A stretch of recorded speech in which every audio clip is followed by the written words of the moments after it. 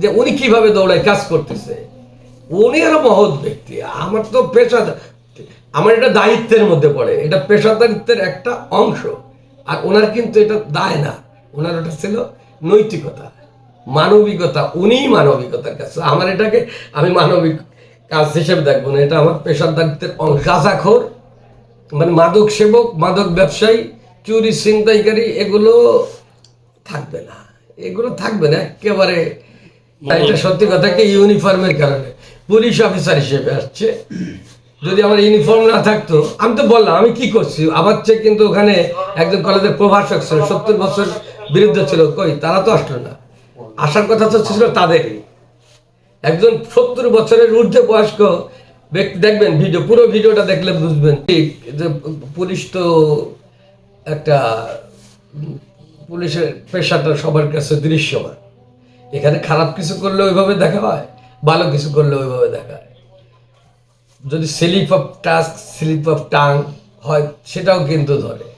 অতএব এই যে আমিও অনেক কথা বলছি, এর ভিতর কোনটা যে ভুল হচ্ছে, কোনটা যে সঠিক হচ্ছে, আমিও কিন্তু বুঝতে পারছি না। যখন আপনারা এটা পর্যবেক্ষণ করবেন, পরে আমিও বুঝবো, আপনারাও বুঝবেন।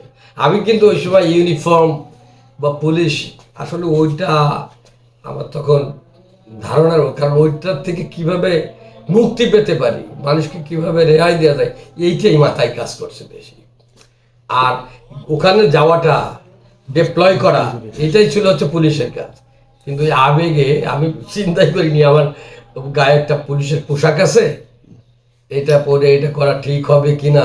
পরে এটা নিয়ে আমি চিন্তা করছি, সর্বনাশ হয়ে গেছে। তো আমি ইউনিফর্ম পরছি, আমাদের সিনিয়র স্যাররা বা অন্য লোকজনরা কিছু করতে পারে না, আমি স্যারদের জানাইছি, সিনিয়র স্যারদের, আমার বিক্রমায় কিছু স্যার, ডিসি স্যার।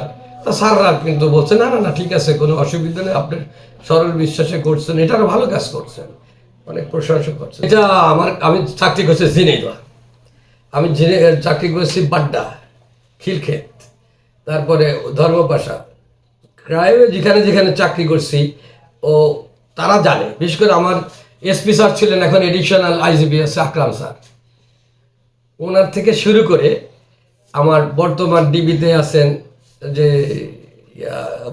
আপনার এডিশনাল মানে এডিসি, এই জায়গায় ফজলু স্যার ছিলেন, উনি পর্যন্ত জানেন যে আমি কিভাবে কাজ করি সন্ত্রাস দমনের জন্য।